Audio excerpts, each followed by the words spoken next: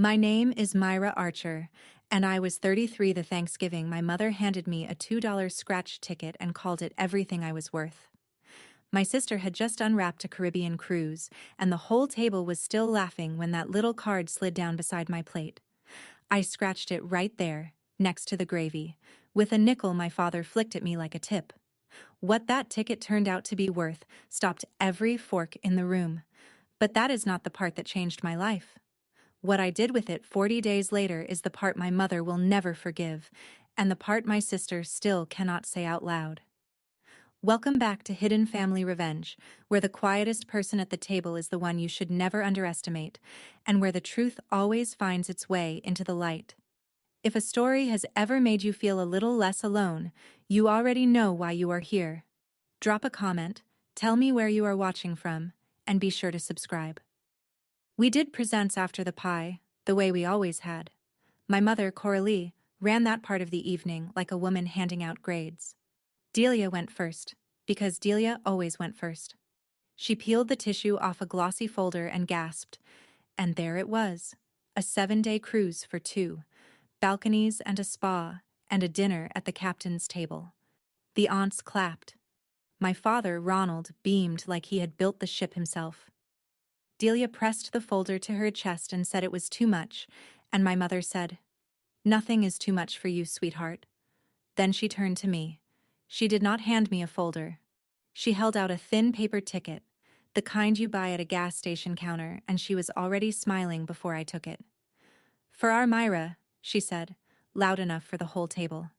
"A little something to match what she brings in." A few people chuckled, waiting. I looked down at the $2 scratcher in my palm, a cartoon pile of gold coins printed across the front. "It's all you're worth," my mother said, and the table broke open with laughter, warm and easy, like she had told a joke everyone already knew the ending to. Delia laughed the loudest. My father wiped his eyes. I sat very still and felt the old heat climb up my neck, the heat I had spent 30 years learning to swallow. I set the ticket down flat beside my plate. I did not push my chair back. I did not leave. Instead, I reached over, took the nickel my father had tossed me, and held it against the coating. Nobody noticed. They were still enjoying the joke. I started to scratch. You should understand what I was to these people before you decide how you feel about what came next. I was the one who showed up. For 3 years, I drove my father to his appointments, 40 minutes each way, and sat in the plastic chair reading donated magazines while the specialists tried to slow down what his kidneys were doing.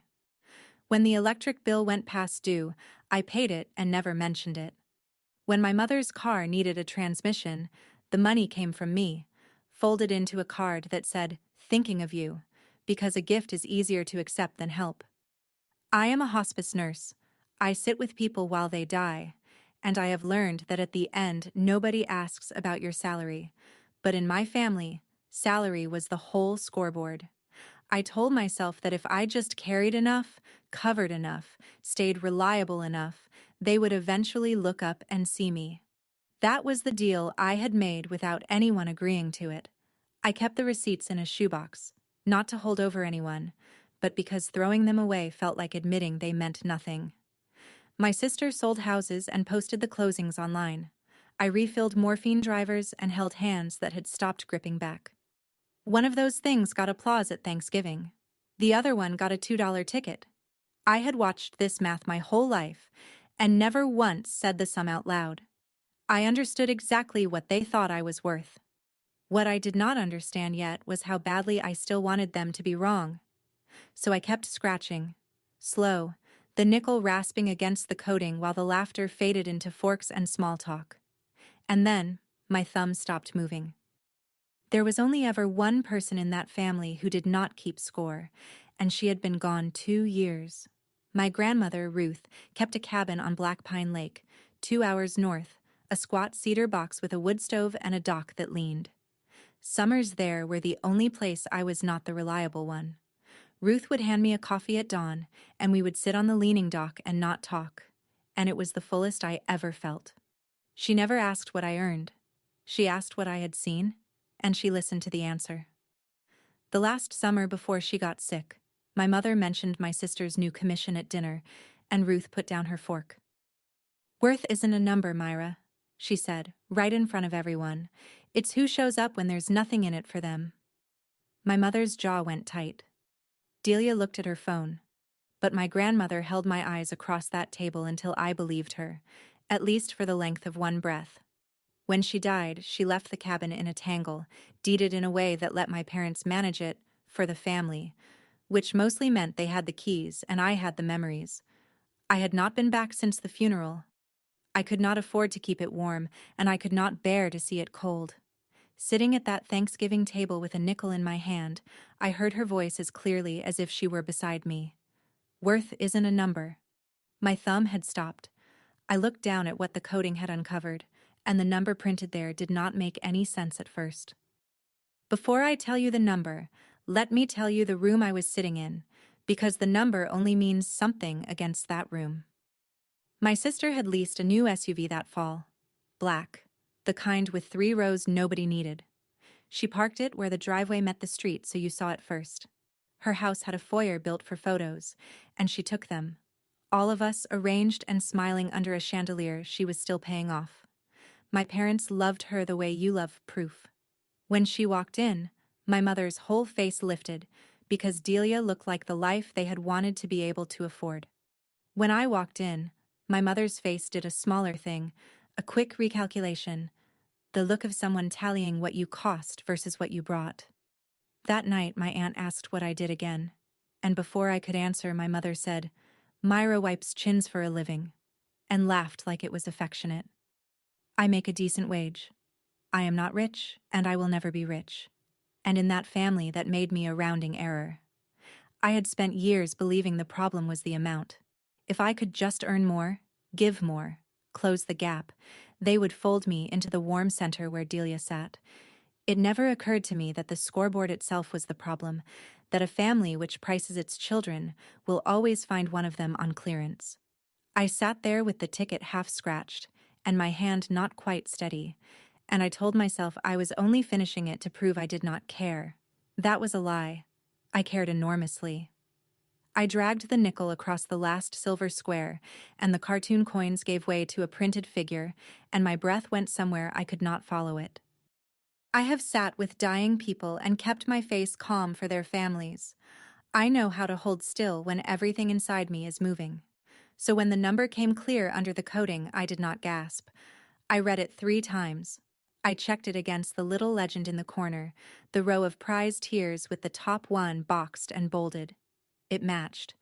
I set the nickel down very gently, the way you set down something that might go off. Across the table, my mother was mid-sentence about the cruise itinerary. Delia was showing my father the spa menu on her phone. Nobody was watching the joke gift anymore, which is exactly why the joke gift was watching them. "Myra?" my aunt said, because I had gone quiet in a way that was louder than talking. "Did you win a free ticket?" I looked up. I did not say the number. I have thought about that choice 100 times, and I still think it was the first honest thing I did all night. I slid the ticket under my hand and pressed my palm flat over it and said evenly, "I think I need to keep this one." My mother laughed, still not looking. "Oh, they never pay out on those," she said. "Frame it if it makes you feel better." But my aunt was looking at my face, and my aunt had known me long enough to read it. Her smile slipped. "Coralie," she said quietly. My mother finally turned. She saw my hand over the card. She saw whatever was happening behind my eyes, the thing I could not entirely hold down, and for one long second, the whole table caught the change like a draft moving through a house, the laughter thinning out, the forks going still, everyone sensing that something had shifted and no one yet knowing what. My mother's smile was still on her mouth. It had just stopped meaning anything. Here is the thing nobody warns you about sudden money. It does not change you. It changes everyone around you, and it does it fast enough to give you whiplash. "Well, what is it?" my mother said, and her voice had already moved, sliding from mockery into something buttery and careful. "Honey, don't be dramatic. Let us see." I kept my hand flat on the ticket. "It's a winner," I said. "That's all I know right now." Which was true. I did not yet know the rules, the taxes, the way you claim it. But my mother did not care about the rules. She cared about the ticket being on her table, in her house, close to her hands. You should let your father hold on to it, she said. Those things get lost. We'll keep it in the safe, and we'll all figure it out together, as a family. As a family. 2 hours earlier, a family was something I was worth $2 to. My father leaned in and said, "Sweetheart," a word he had not used on me since I was small, and it landed like a stranger touching my shoulder. Delia set down her phone and looked at me with an expression I had never once received from her, something that was almost respect and almost hunger, and I could not tell where one ended and the other began. I stood up. I picked up the ticket, folded it once along a crease it did not want, and slid it into the inside pocket of my jacket over my heart, where nobody's hands could reach without going through me. I'm going to head home, I said. And the strangeness of it was that their sudden warmth frightened me more than the cold ever had. I lived alone in a one-bedroom apartment across town, above a laundromat that ran warm through my floor all winter. I drove there with both hands on the wheel and the ticket humming against my chest the whole way. When I got inside, I did not turn on the lights. I sat at my little kitchen table, the one Ruth had given me, and I took the ticket out and laid it flat under the streetlight coming through the blinds. Then I did the one thing I did know to do. I found a pen and I signed the back, my full name, Myra Archer, in ink that would not lift. A signed ticket belongs to the person who signed it. I had read that somewhere, on the back of some other loser years ago. It's all you're worth, my mother's voice said, right on schedule, the way it had set itself in my head my whole life. But underneath it, quieter and older, my grandmother answered, "Worth isn't a number. It's who shows up when there's nothing in it for them." I sat with both of those voices for a long time. Then I made a decision that I want you to hear clearly, because everything after it grew from this one small root. I decided not to tell them the amount. Not out of revenge. Not yet. I told myself it was because I did not know the amount myself. Not really. Not after taxes and rules I had never had reason to learn. But that was only half the truth. The other half was this. For one night, for the first time in my life, I knew something about my own worth that my family did not get to weigh in on. And I was not ready to hand that back across the table. I put the ticket in a book on my shelf, and I did not sleep. And in the morning, I started making calls. The lawyer's name was Adrian Reyes, a small-town attorney with a storefront office between a dentist and a nail salon, the kind who does wills and closings and does not laugh at a woman who walks in holding a gas station ticket in a plastic bag. He looked at it, checked the number, checked the game, and got very calm in the way people get when they are trying not to spook you. "This is real," he said. "Top prize. $250,000. I sat in the client chair and did not move. He walked me through it plainly. It was a lump sum, not annual. The state would withhold taxes off the top, federal and state both, and when the dust settled, I would take home a little over $170,000.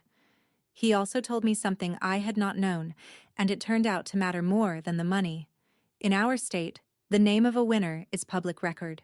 Anyone can request it. If I claimed it in my own name, it would be in the paper, and my family would know the exact figure by Friday. "There is another way," he said. "We can form a trust and claim it through that. Your name stays off the record. You decide who knows what." I thought about my mother saying we'll figure it out together, as a family. I thought about the safe in my father's closet. "Set up the trust," I said. He nodded and started writing. Then he paused, pen up, and asked the only question that mattered. "Who gets to know the amount?" I looked out the window at the ordinary street, the dentist's sign, a woman parking her car. "Nobody," I said. "For now, nobody at all." He wrote that down too, though there was no form for it. The calls started before the trust paperwork was even signed. My mother had never called me on a weekday in her life. Now she called Monday, warm as a summer porch. I was just thinking about you, honey. We hardly talked at Thanksgiving. Come for supper Sunday, I'm doing the pot roast you like. I do not like her pot roast. Delia texted me a photo of Piper's school play and 3 heart emojis, out of nowhere, from a sister who usually forgot my birthday. My father called to ask how I was sleeping, as if he had ever wondered. I want to be fair. People are allowed to reach out. But I had spent my life reading rooms, and I could read this one. The warmth did not arrive when I was sad, or sick, or alone. It arrived the week a winning ticket went into my jacket. I sat with that, and it hurt in a specific way. The way it hurts when someone finally gives you the thing you begged for, and you can see the price tag still hanging off it. This was the proof, if I had ever needed it. Their love was not withheld because I was unlovable. It was withheld because I had been, in their ledger, a poor investment. Now the numbers had changed, and the affection had switched on like a porch light, automatic, indifferent to me. I went to the Sunday supper. I sat at the table where the joke had happened, and I watched my mother refill my glass before it was empty and call me sweetheart twice, and I understood that I was being courted. What I could not figure out yet was what, exactly, they were about to ask me for. I found out by accident, the way you find most true things in a family. I was clearing plates after the Sunday supper, being useful, because being useful was the only language I was fluent in. On the counter, half under a stack of coupons, was a credit card statement in my father's name. I was not snooping. It was face up, and my eyes are trained to catch numbers. There, in the middle of the page, was the charge. The cruise. $9,000, on my parents' card, dated the week before Thanksgiving. The gift they had clapped for, the gift that made my mother say nothing is too much for you, had gone straight onto a card they clearly could not pay, because the same statement showed a balance climbing toward the limit and a minimum payment circled in pen.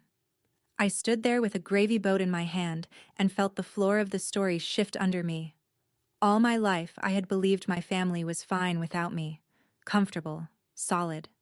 That belief was the reason my quiet payments had felt like generosity instead of survival. But the house of proof my sister performed and my parents applauded was built on borrowed money, and the cruise was just the newest brick. They were not thriving. They were drowning in a way that looked like swimming, and they had been for years. And I had been the one quietly bailing without ever being told there was water in the boat. I set the gravy boat down.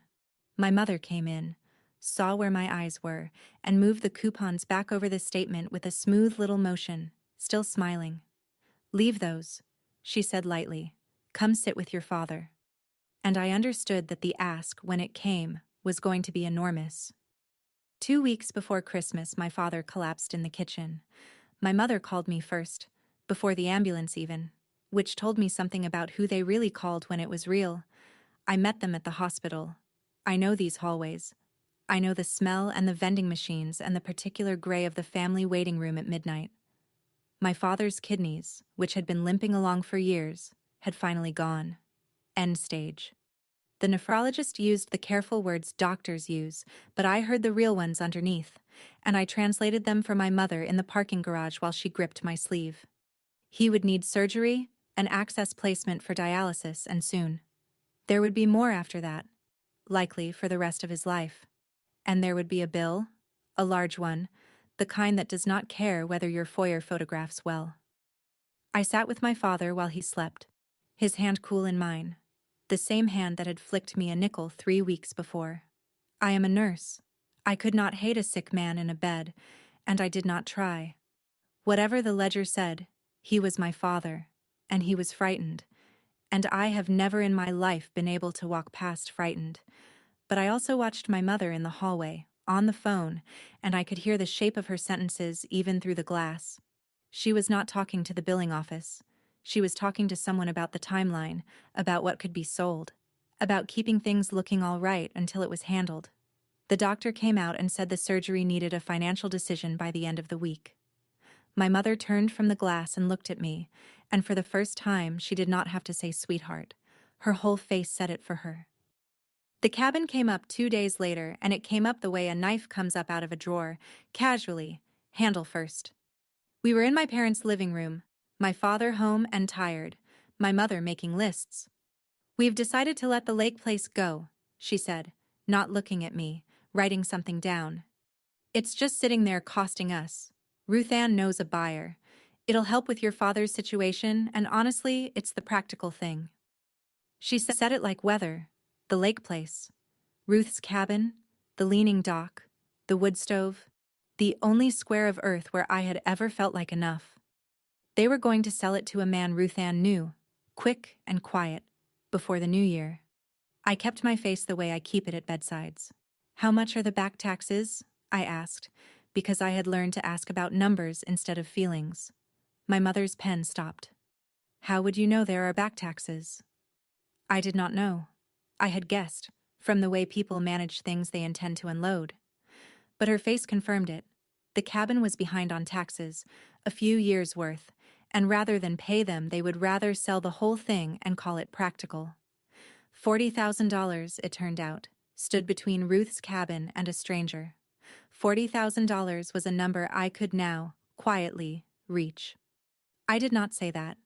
I said I understood, and I helped my father to his chair, and I drove home with both hands on the wheel and my grandmother's voice getting louder the closer I got to my own front door. That night I did not sleep either. But this time it was not fear keeping me up. It was a plan. I drove up to Black Pine Lake alone, the Saturday before Christmas, on roads I had not taken since the funeral. The cabin was cold and shut. The dock leaning worse than I remembered, ice starting at the shallows. I still had a key. Not the legal kind, the real kind. The brass one Ruth had pressed into my palm the last summer. She was well, warm from her pocket.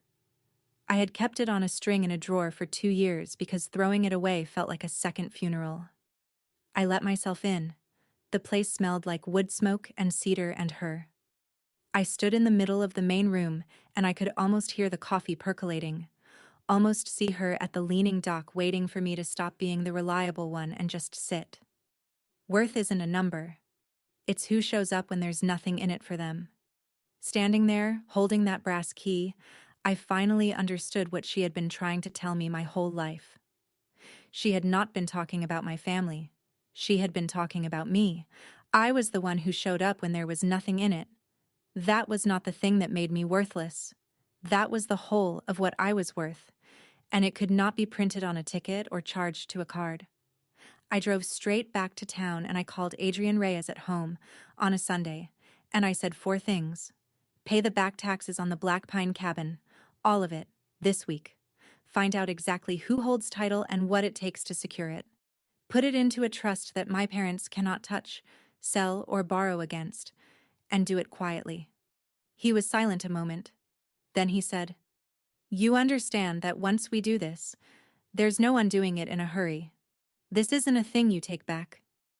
I stood in my kitchen with the brass key still in my fist, warm now from my own hand, and I told him that was exactly the point. Delia called me the next evening, and for the first 20 minutes she was the sister I had wanted at 9 years old. She remembered a summer at the lake. She asked about my job and did not make it a joke. She said, "I don't think I ever told you how much it meant, you being there for Dad's appointments."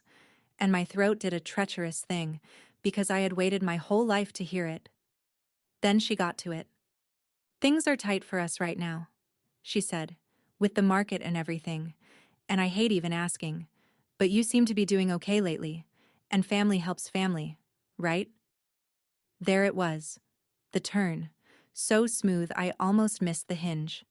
The warmth had been the walk-up. The ask was the door. I told her I loved her, which was true, and that we would talk after Christmas, which was a way of saying not now without saying no.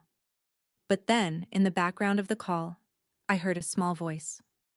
Piper, 8 years old, asking her mother who she was talking to. "It's Aunt Myra," Delia said, and Piper's whole voice lit up. "Can I say hi? Aunt Myra, are you coming to the lake this summer? You promised? Remember? You promised." I had promised, 2 years ago, at a funeral, the way you promise a grieving child anything. And I heard, in that bright, small voice, the one part of this family that had not yet learned to price people. Not yet. But she would. She was being raised inside the same ledger I was, and one day soon someone would hand her a $2 version of herself and teach her to laugh at it. Something in me set like concrete. Not her. Not if I could help it. My mother's next move was the most dangerous one, because it was aimed at the exact place I was weakest. She invited me to lunch, just the two of us, which had never once happened in my adult life. Over soup, she began gently to rewrite history. "You know that thing at Thanksgiving was only a joke," she said. "You've always been so sensitive, even as a little girl. We are so proud of you. We always have been. A nurse. Helping people. Your father and I say it all the time." I do not think they say it all the time. I do not think they said it once. But sitting across from my mother while she looked at me with soft eyes and called me proud of, I felt the old hunger rise up in me like water in a boat, and God help me, I wanted to believe it. I wanted it so badly my hands went cold. This is the part I need you to understand, because it is the part that almost undid me. I was not tempted by her, because I was foolish. I was tempted because I had spent 33 years starving, and she was finally holding out a plate, and it did not matter that I could see the strings on it. A starving person does not care that the bread is a trap. My mother reached across and covered my hand with hers. "We're family," she said. "We take care of each other. That's all your father and I want, to know we'll be taken care of. It's all you're worth," her voice from Thanksgiving whispered under this new soft one, and for one terrible second the two voices harmonized instead of clashing, and I nearly said yes to a question she had not even finished asking. I put down my spoon. I made myself breathe, and I asked her, quietly, exactly what taking care of them would cost. She had the number ready, which told me she had been carrying it into that lunch the whole time. Not the surgery, not just the back taxes, everything. My father's medical bills, the maxed-out card with the cruise on it, Delia's shortfall, the property she called family obligations, all of it swept into one soft sentence. "If you could just help us clear the slate," she said, "we could start fresh. As a family. You'd be the one who saved us." She let that sit, because she knew what she was doing. You'd be the one who saved us. It was the exact shape of the thing I had wanted my whole life, offered to me across a bowl of soup, and all it would cost was every dollar I had and the last 2 years of my grandmother's cabin. I need to stop the story here for a second, because I know some of you have sat at a table like this one, where the love only showed up after the money did, where being needed and being valued got tangled up until you couldn't tell them apart. If you've been there, you already know the question I was about to have to answer, and you know it does not have an easy side. Stay with me, because what I chose on Christmas Eve cost me more than any check ever could. Subscribe if you need to hear how a person walks out of a room like that with anything left, because sitting there, I did the math, the real math, and I realized the number she wanted was not a number I had. It was a hole with no bottom, and she was asking me to pour myself into it and call the falling love. They called it a family meeting. My mother phrased it around my father's health, which was the one card she knew I would never fold on. "We all need to sit down and talk about your father's care," she said. "And how do you say no to that? You don't. That is the whole design." So I went, the Tuesday before Christmas, to my parents' living room, and I found it staged like a small courtroom. My father in his chair, blanket over his knees, looking genuinely unwell, which made it worse, because his real illness was being used as the frame for something else entirely. Delia there with a folder, of course a folder, spreadsheets she had printed, the debts laid out in columns like a listing. My mother at the center, hands folded, the picture of a woman managing a crisis. They had built a whole room to make one thing feel inevitable: that I would pay. Not care for my father. Pay. There is a difference, and the difference is the entire story, and I watched them erase it in real time. Delia slid the folder toward me. "We just want to be transparent," she said, a word she had clearly practiced. "This is what it takes to get everyone stable." At the top of the spreadsheet was the surgery. Below it, sliding down into smaller and smaller fonts, was everything else. The cruise, the SUV that was somehow now a family expense, the cards, the cabin listed as an asset to be liquidated. My father's illness sat at the top of the page like a hostage. I looked at the columns for a long time, then I closed the folder, slid it back, and told them I needed a few days. And I drove to the hospital instead. The hospital billing office is on the second floor, past the gift shop, behind a door most families never willingly open. I open it for a living. I sat down across from a woman named Paula who had a candy dish and tired, kind eyes, and I told her I wanted to pay for a patient's upcoming surgery, in full, directly, today. She pulled up my father's account. I gave her the trust's information, the one Adrian had set up, and I paid for the access placement, the surgery, the follow-up dialysis package the social worker had flagged, all of it, straight to the hospital, straight to the care. Not a dollar of it went through my mother's hands. Not a dollar of it touched the folder or the spreadsheet or the slate she wanted cleared. I did it this way on purpose, and I want to be honest about why, because it is the whole hinge of who I decided to be. If I had written my mother a check, the money would have become hers, a lump of power to distribute, and my father's surgery would have been one line item she could shuffle beneath the cruise and the cards. But my father was sick, actually sick, and I am a nurse, and I will not let a frightened man go without care to make a point. So I gave the care, directly, on my terms. I bought my father a surgery, not my mother a save. Paula printed the confirmation and slid it across the candy dish, and I folded it into my coat, over my heart, in the same pocket where the ticket had ridden home from Thanksgiving. Then I drove to my parents' house to tell them what I had done, because they were going to find out, and I would rather they heard it from me. I did not expect gratitude. I got something else. My mother did not thank me. When I told her the surgery was paid, fully, directly to the hospital, her face did something I will never forget. It fell, and then it hardened, and then it got angry, in that order. And the order told me everything. "You did what?" she said. "Without talking to us? You just handed it to the hospital?" I said yes, that Dad's care was covered. All of it. That she never had to worry about that bill again. She should have wept with relief. Instead, she said, "That wasn't your decision to make." And I finally, fully understood the woman I was dealing with. She was not angry that I had paid. She was angry that I had paid the wrong way, in a way she could not touch. Money that went straight to my father's veins did nothing for the slate, the appearances, the folder, the control. She had not wanted her husband's surgery funded. She had wanted a lump sum in her hands to spread across the debts and the cruise and the leased proof in the driveway so that the family could keep looking like a family that did not need saving. My father's health had been the frame, never the picture. "The money should have come to us," she said, "so we could handle it properly, as a family." There it was, naked at last. To her, money was never about care. It was about control, and appearances, and the terrible arithmetic she had been running on all of us our whole lives. I looked at my sick father in his chair, and at my furious mother standing over him, and I understood that I had not just declined to write a check. I had refused to keep score by her rules, and she could feel the ground moving. She sat down then, all at once, like her strings had been cut, and for a moment she was not a villain.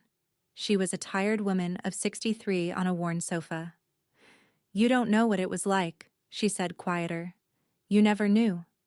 And she told me, in pieces, about growing up in a house where the power got shut off in winter, where her mother counted coins on the table on Fridays and cried when it wasn't enough. She told me about being the girl in the reused coat, the one the other children priced at a glance and found cheap. "I promised myself," she said, "that my children would never be looked at like that. That we would always have enough. That we would look like we had enough. Because looking poor is how they decide you're worth nothing." And for one long breath, I loved her. And I grieved for the girl in the reused coat, and I understood exactly where the ledger in her head had been born. She was not the author of the scoreboard. She was its oldest victim, keeping score because someone had once kept score on her, and she had never been allowed to put the chalk down. I reached over and took her hand, and she let me for a moment. Then she turned her hand over, gripped mine, and said, in the same soft, broken voice, "So you understand why you have to help us, why you can't let us look like we've failed. Family takes care of family, Myra. You have the money now. It's the right thing to do." And just like that, the sympathy folded back into the demand, the way it always had. And I understood that her wound was real, and it still did not entitle her to mine. Understanding someone is not the same as owing them. I let go of her hand. Delia broke the day before Christmas Eve. She showed up at my apartment, no makeup, the black SUV parked crooked at the curb, and she cried in my doorway before she even got inside. It was worse than the spreadsheet had said. The house was in foreclosure. Her husband had moved into a friend's basement in October, and they had told no one, kept posting the photos, kept performing the life. "I don't know how to stop," she said, sitting on my thrift store couch with a mug she was not drinking from. "Everyone thinks we're fine. Mom raised us to make sure everyone thinks we're fine." And there it was. From the other daughter, the same machine that had priced me at $2 had priced her at a chandelier she could not afford, and it was eating her alive from the inside where no one could see. I had spent my whole life thinking Delia was the winner, and I was the loser in some contest our parents ran.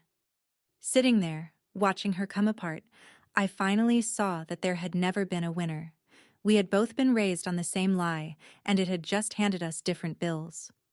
"What about Piper?" I asked, because Piper was the only one of us not yet fully inside the machine.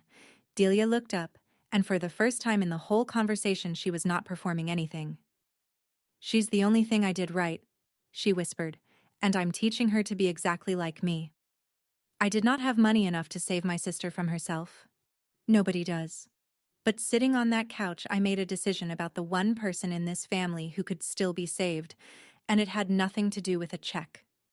I went to my parents' house on the morning of Christmas Eve, before the extended family arrived, because some things you do not do in front of an audience. I found my mother in the kitchen and my father at the table, and I told them plainly.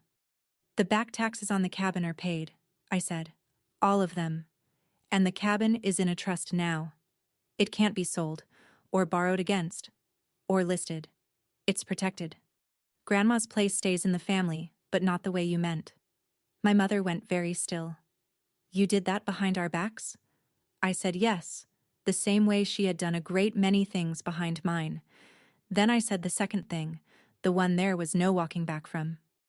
"I'm not going to give you the money to clear the slate. I paid Dad's surgery, all of his care directly, and I'll always make sure he has care. But I'm not writing a check to make the family look like it never struggled. I'm not selling Grandma's cabin. And I'm done paying to sit at this table."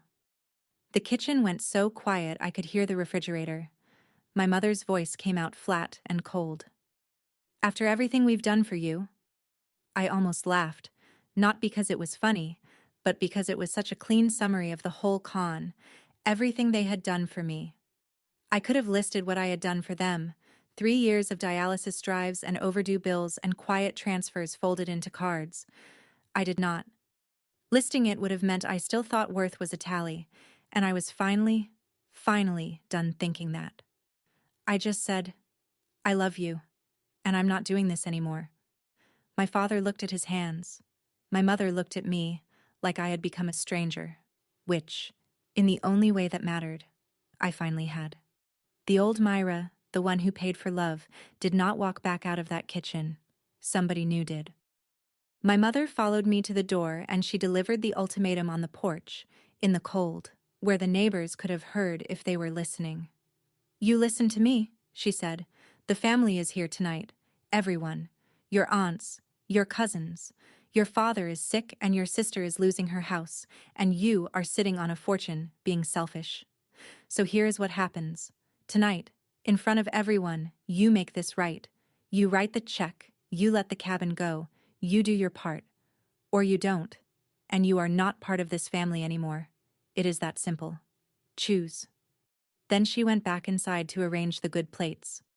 I stood on the porch a long moment. I want to stop the story right here, because everything in me wanted to fold. Saying yes meant they would finally want me, finally fold me into the warm center, finally hand me the seat I had been trying to buy my whole life. If you have ever paid for a place at your own family's table, you understand exactly how strong that pull is. It is not weakness.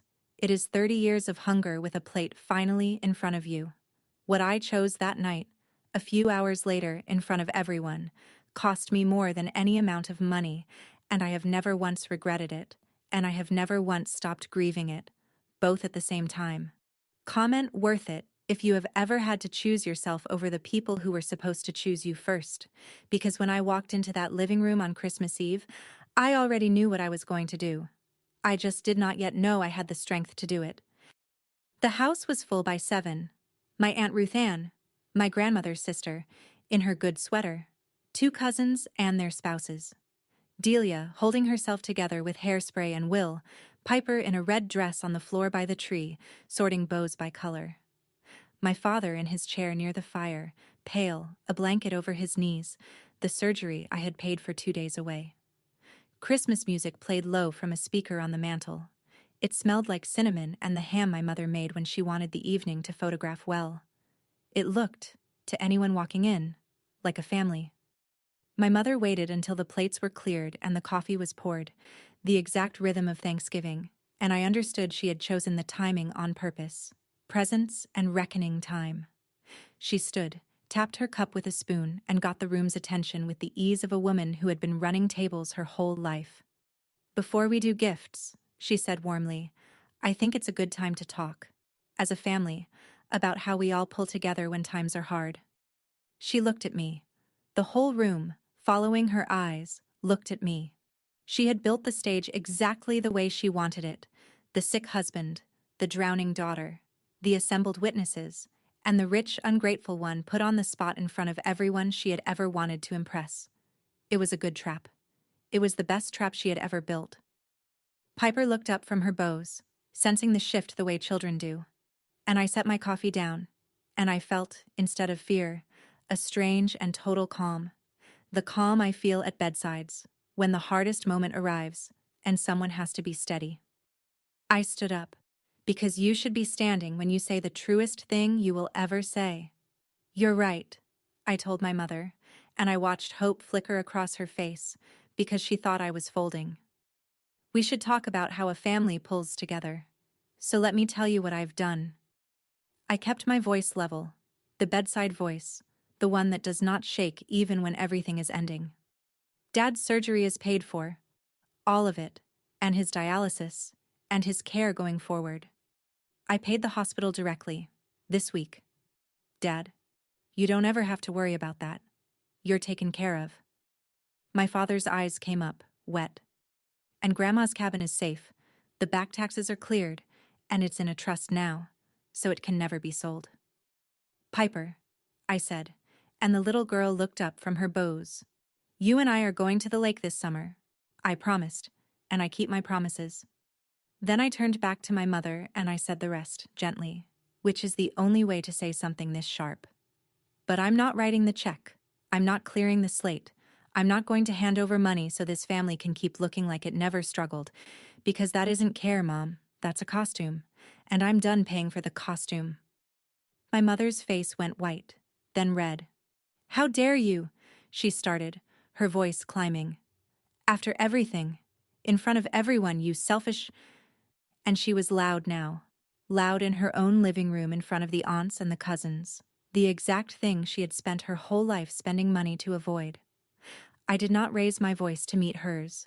I reached into my pocket and I took out the thing I had brought, and I set it on the coffee table where everyone could see. It was the ticket. The $2 scratcher, sealed now in a little plastic sleeve, the cartoon coins and the winning number. I put it down flat, like a period at the end of a sentence. "You told me this was all I was worth," I said, into the ringing quiet. "You were wrong about the number. But you were wrong about a bigger thing, too." I looked at her, calm, unbroken, finally free. "You put a price on me the day I stopped being for sale."